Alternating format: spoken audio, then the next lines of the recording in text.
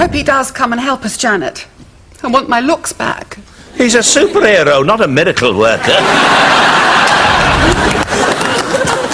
Greetings, Earth people. And I apologise for passing on my virus. Now I'll just give you all the Ultron kiss of health, and then I'll be on my way. Kiss? Kiss? Me first! No, me first! No, me first! No, me first! It's not such a bad blob, really. I'm getting quite attached to it. Stanley, you kiss him or I'll never kiss you again. Ah. Right. You kiss him and I'll never kiss you again. Done. Come on, Mrs. Raven.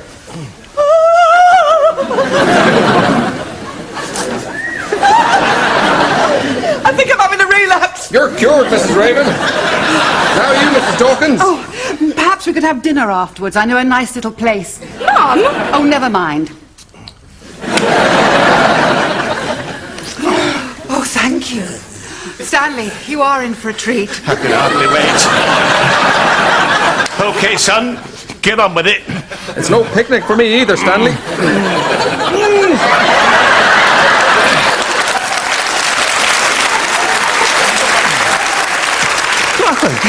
You're right, Ella, that wasn't half bad. Do you play golf, laddie? OK, you three, you've had your fun. Oh, I think I feel another blob coming on. You'll be fine tomorrow. Promise you're right. Go!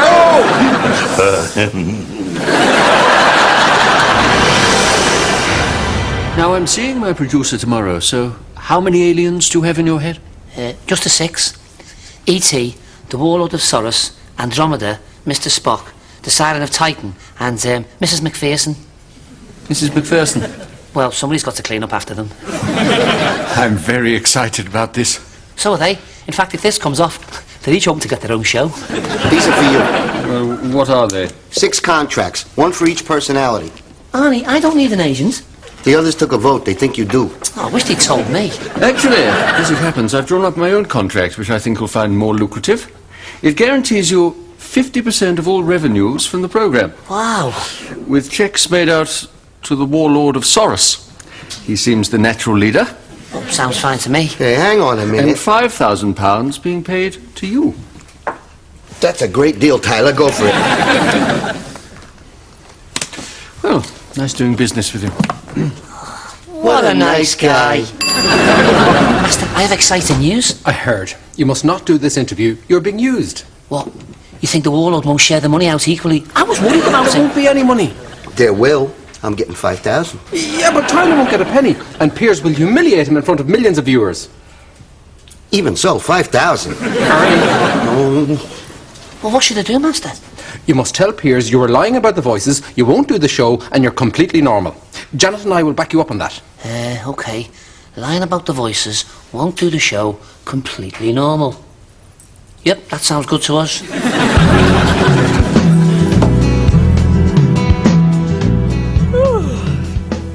I slept right through the alarm. George, look at me. I know, Janet, but nobody looks great first thing in the morning. I meant the blob. It's gone. Can you see the worm? It's all dissolved. You're fine, Janet. Good.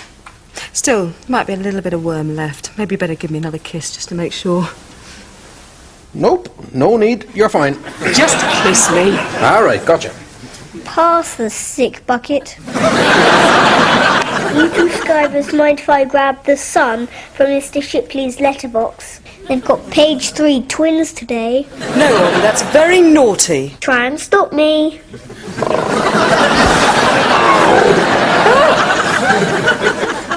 That was good, Janet. I never knew humans could do that. We can't. George, how have I got superpowers? When I kissed you, I must have breathed a few powers in there too. Fancy that. Well, I don't want them, so can you just... Oh, my God. What? Well, if I've got them, what about Mum and Dad? Look at me!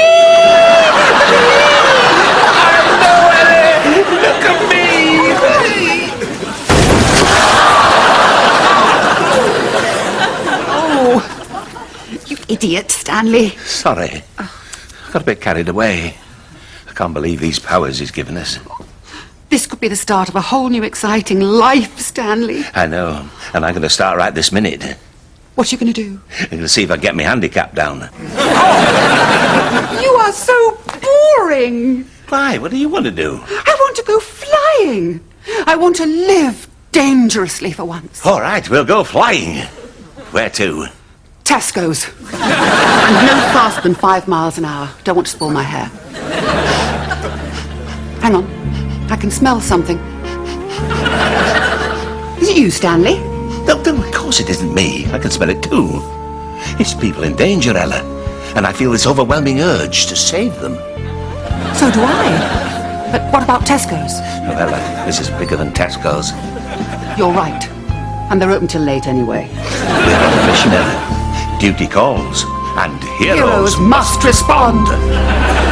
Better take brolly, in case it rains. Come on. They're not there. That's funny, Janet. What? I sniffed some trouble a few minutes ago, but now it's gone again. Look at the telly, Dad. And we're just getting news in from Sandringham, where we understand that members of the royal family have been involved in a riding accident. But no one was injured owing to the timely intervention of 2 smartly dressed geriatric superheroes. I won't like the geriatric.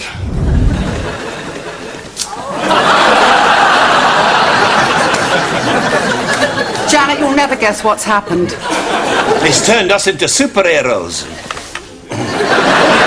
What do you think? Words cannot describe what I think. I wrote these up in a second, and we've given ourselves names. I'm Faldo Man. And I'm Dorothy Perkins. That's not a super name. No, but I'm hoping for sponsorship. Now, guess where we've been? Yes, we've just heard. I reckon there's a knight who did it at least. Have you got the powers too, Precious, when he breathed in you? Oh, 1 or 2. Nothing like yours. Oh. What about you, George? No, none. Not a one. Oh, don't be ridiculous. You must have. Try. Oh, okay.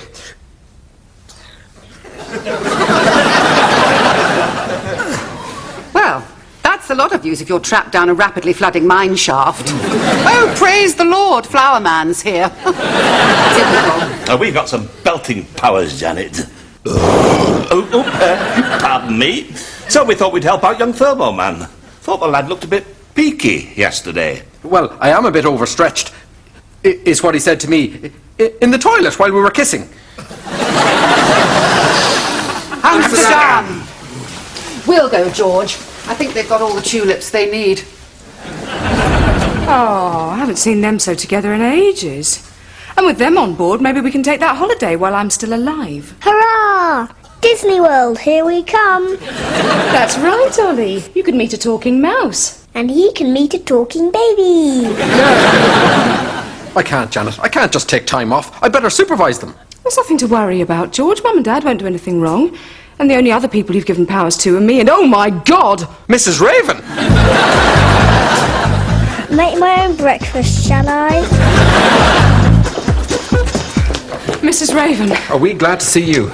Nobody's ever glad to see me. Do you know, when I was 2 hours old, my mother advertised me in Exchange and Mart. So you're okay then? Well, that blob's gone down, if that's what you mean. And you threw it away? No, I left it on the bus, much more fun. And do you feel any different? You have got any new powers? Well, I asked Dr. Crispin if I could sign death certificates, but he wouldn't let me. She's fine.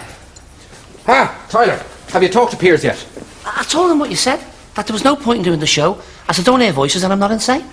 Excellent. And then I said that my neighbours, Janet and Thermo Man, would back me up on that. Less than excellent. And then he said if I thought Thermo Man was my next door neighbour, I was clearly so disturbed I should be put away instantly, and he's arranging the paperwork. Oh, George. But it's okay, you just have to say you are Thermo Man and I'll be fine.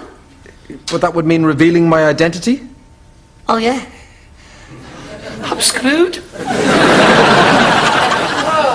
George, I suppose you've heard what your nutty neighbour is saying, that you, of all people, are Thermo Man. You have no reason to lock him up, Piers. Really? So what are you saying? You are Thermo Man? Well, no, I'm not saying that. I had hoped that Tyler would appear on my programme.